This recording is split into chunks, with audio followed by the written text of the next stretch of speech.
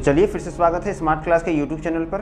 देखिए आज का जो टॉपिक है इसमें हम लोग बात करेंगे हड़प्पा की सभ्यता के बारे में। ये हड़प्पा सभ्यता किस प्रकार से फली फूली और किस तरह से इसका निर्माण हुआ, इसके बारे में आज हम लोग जानेंगे।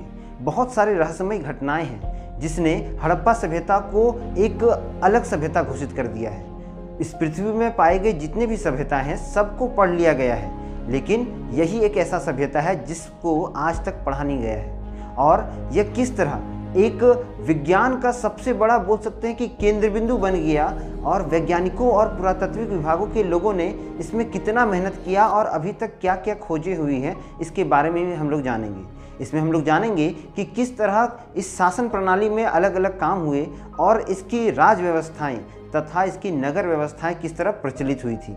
तो सबसे पहले आज हम लोग जानेंगे कि किस तरह हड़प्पा साम्राज्य जो था वो फला फूला। देखिए हड़प्पा साम्राज्य का जो पूरा घटना है, या बोल सकते हैं ये पूरा जो एक्शन मोड का जो काम है, ये 3 तरह से हुआ था। इसे हम 3 वर्गों में बांट सकते हैं, जिसमें हमें यह ज्ञात होता है कि यह सभ्यता 3300 ईसा पूर्व से लेकर के 1300 ईसा पूर्व तक बहुत ज़्यादा विकास किया था, और इसके जो विभिन्न चरण थे वो 3 रूपों में बांटा गया है। देखिए इसका जो पहला चरण है ये है पूर्व हड़प्पा काल। ये शासन प्रणाली बोल सकते हैं, या ये जीवन चक्र जो था हड़प्पा काल का, ये 3300 ईसा पूर्व से 2500 ईसा पूर्व तक चलती है। उसके बाद जो दूसरा चरण है ये है परिपक्व हड़प्पा काल।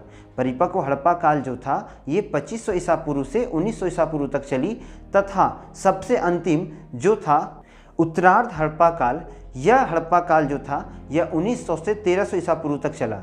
अब देखिए इस पूरे शासन को और इसके साम्राज्य को और इस सभ्यता को खोजने में बहुत ही एक रोचक कहानी प्रकट होती है। हमें पता है कि भारत पहले अंग्रेज़ों का गुलाम था, और अंग्रेज जो थे भारत के कई क्षेत्रों से अपना व्यापार को बढ़ाना चाहते थे, और इसीलिए अंग्रेज़ों ने जल्द से जल्द अपने व्यापार को बढ़ाने के लिए और अपने माल को जो भी यहाँ से वो उठाते थे या जो भी उत्खनन करते थे, उन्हें एक स्थान से दूसरे स्थान ले जाने के लिए अधिक मात्रा में रेल जाल का या ट्रेन के एक जाल का निर्माण करना शुरू किया था। वो हर जगह पर पटरियों को बिछा रहे थे, जिससे लोगों को कम से कम समय में एक स्थान से दूसरे स्थान तक ले जाया जा सके, और साथ ही साथ जो भी उत्खनन या जो भी प्रकार के वो व्यापार करते थे उन वस्तुओं को वो एक स्थान से दूसरे स्थान तक कम समय में पहुंचा सके। उसी के दौरान उन लोगों ने सिंध प्रांत में, अर्थात जो वर्तमान में पाकिस्तान क्षेत्र है, वहाँ पर उन लोगों ने एक तरह से रेलवे पटरी बिछाना शुरू किया। इस रेलवे पटरी को बिछाते समय उन्हें बहुत ज़्यादा मात्रा में पत्थरों की आवश्यकता थी, और इन पत्थरों के लिए उन्होंने एक ऐसे क्षेत्र को चुना जो पहले से स्थापित था, जहां बहुत सारे पत्थर मिले जो एक ही साइज के थे। इन्हें हम पत्थर भी बोल सकते हैं या पकी हुई ईंटें कह सकते हैं।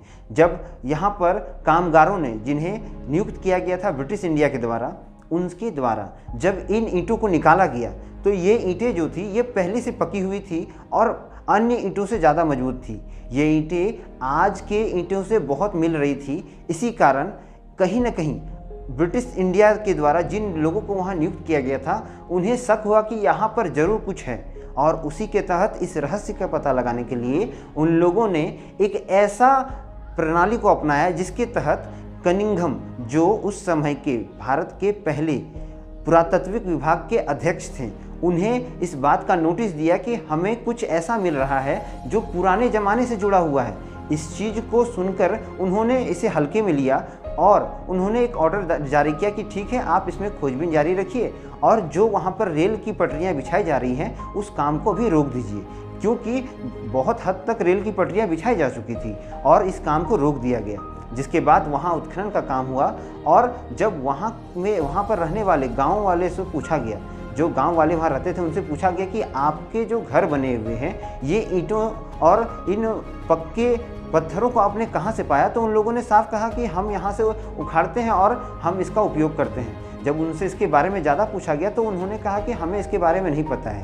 देखिए भारत एक पुराने समय में एक अशिक्षित देश था, तो हम ये कह सकते हैं कि लोगों को उतनी जानकारियाँ नहीं थी कि ये पत्थर या ये पक्के ईंटें कहाँ से आए, कैसे बने, और यहाँ पर पहले क्या था। तो इन चीज़ों की जानकारी नहीं होने के कारण बहुत ज़्यादा मात्रा में ईंटों का उपयोग जो था वो 19वीं या 20वीं सदी के मध्य में घरों को बनाने में किया जा चुका था।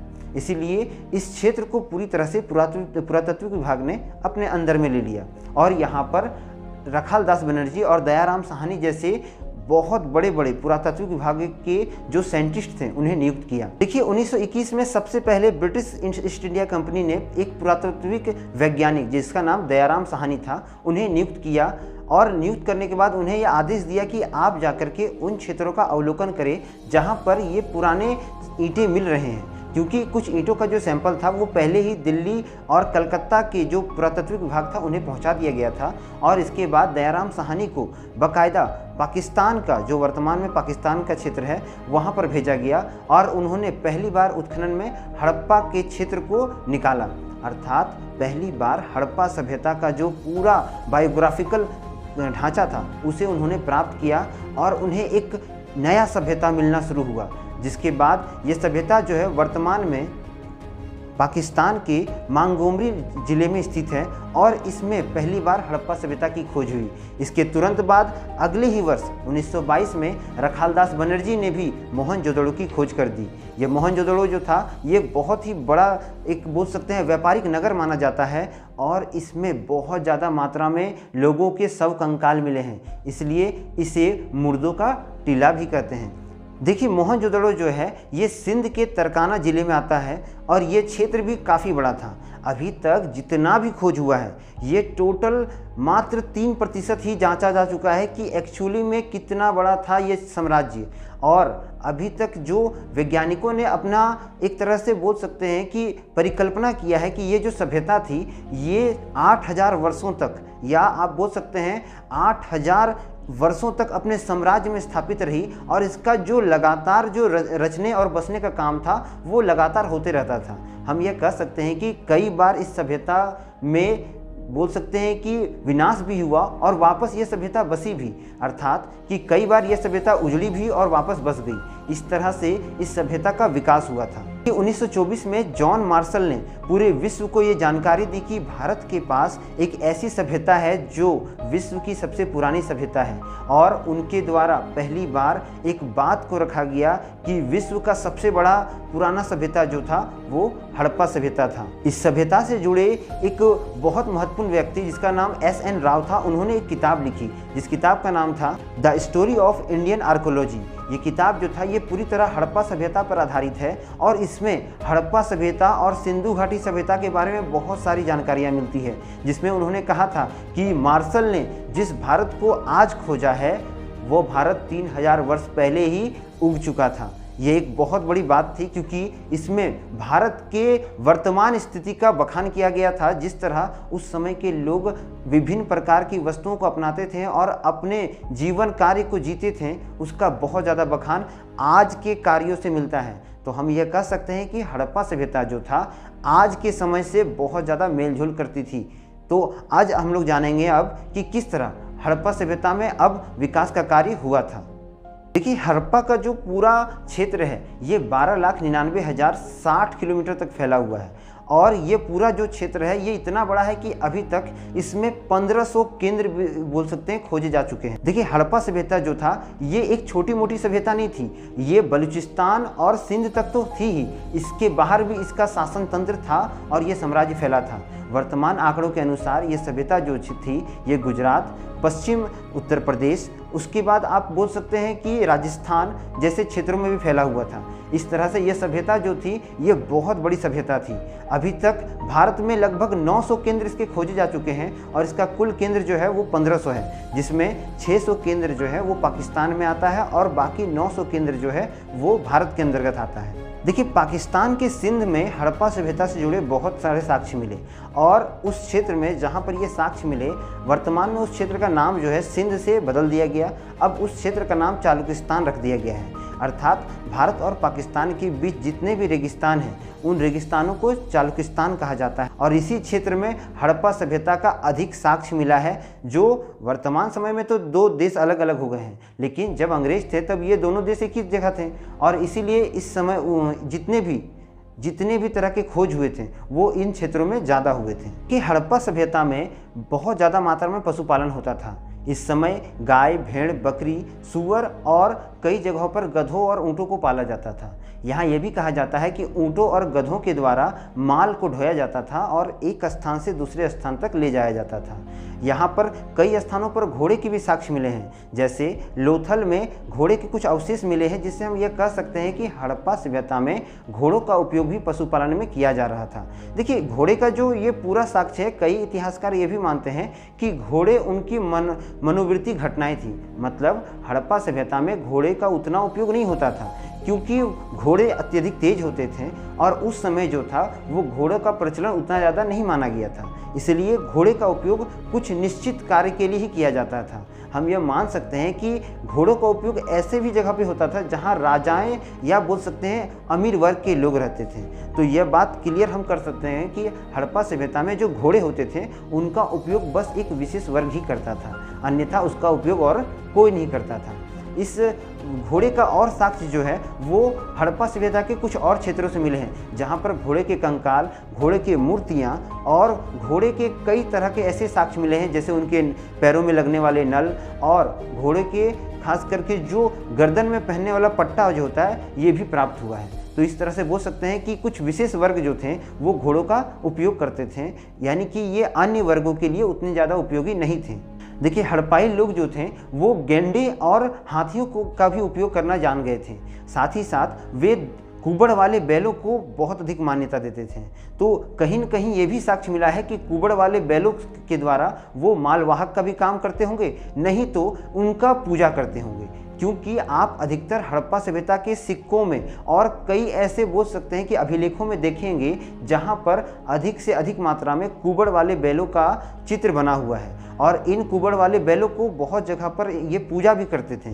तो एक तरह से अपने प्रसिद्धि के लिए या अपने भावनाओं और अपने बोल सकते हैं प्रार्थना के लिए भी वो कुबड़ वाले बैलों को सर्वोपरि मानते थे। तो इस तरह से हड़प्पा सभ्यता में पशुपालन का कार्य किया जाता था। हड़प्पा में बिल्लियों का भी पालन होता था। जिस तरह आज हम लोग बिल्ली भी बहुत जगह पे पालते हैं, तो ये भी कहा जाता है कि हड़प्पा में भी कुत्ते के साथ साथ बिल्लियों को भी पाला जाता था। यानी कि कुत्ता और बिल्ली ये दोनों उस समय पालतू जानवर बन चुके थे। देखिए, हड़प्पा सभ्यता में सिंधु नदी को बहुत पवित्र माना गया है। क्योंकि जैसे मिस्र में नील नदी बहुत प्रमुख था, उसी तरह हड़प्पा सभ्यता में सिंधु नदी का बहुत मान्यता है। क्योंकि सिंधु नदी द्वारा जितने भी उपजाऊ मिट्टी लाए जाते थे, उन्हीं मिट्टियों में नवंबर के महीने में वहाँ लोग क्या करते थे, खेती करते थे और उनसे बहुत भारी मात्रा में अनाज उपजाते थे। तो कहीं न कहीं सिंधु नदी जो थी वो इनके कृषि का सबसे बड़ा केंद्र होता था। देखिए, जिस तरह मिस्र की सभ्यता में नील नदी जो था वो बहुत उपजाऊ माना जाता था और जीवन रेखा मानी जाती थी मिस्र सभ्यता की, उसी तरह हड़प्पा सभ्यता में सिंधु नदी को इसका जीवन रेखा माना जाता था। क्योंकि सिंधु नदी हर वर्ष जब वो बाढ़ लाती थी या बोल सकते हैं जब वर्षा ऋतु आता था, तो वो भारी मात्रा में जलोढ़ मिट्टी लाती थी, जिससे एक नया परत वहाँ के भूमि में हो जाता था। और इसी का फ़ायदा उठाकर हड़प्पा वासी जो थे वे नवंबर के महीने में यहाँ खेती करते थे। देखिए, यहाँ पर हल और फावड़ा के साक्ष्य नहीं मिले हैं, लेकिन राजस्थान या आप बोल सकते हैं कालीबंगा जैसे क्षेत्रों में कई ऐसे जगह हैं जहाँ पर खेती के साक्ष्य मिले हैं, जहाँ पर ज़मीनों को जोता गया है, ऐसे साक्ष्य वहाँ प्राप्त होते हैं। जिससे यह ज्ञात होता है कि वहाँ के लोग जो थे वो खेती तो करते थे, किंतु उनका खेती करने का जो तरीका था वो अलग था आज के ज़माने से। साथ ही साथ वहाँ फसलों को काटने के लिए पत्थरों से बनने वाले हंसियों का उपयोग होता था। ये हंसिये जो होते थे ये कृषि प्रधान लोगों को दिया जाता था राजा के द्वारा। कि हड़प्पा का जो अधिकतर क्षेत्र है ये बाढ़ प्रभावित क्षेत्र माना जाता है, और जो बाढ़ प्रभावित क्षेत्र होते हैं वहाँ पर उपजाऊ क्षमता भी ज़्यादा होती है वहाँ की मृदा की, इसीलिए यहाँ पर कई प्रकार के फसलों को उपजाया जाता था।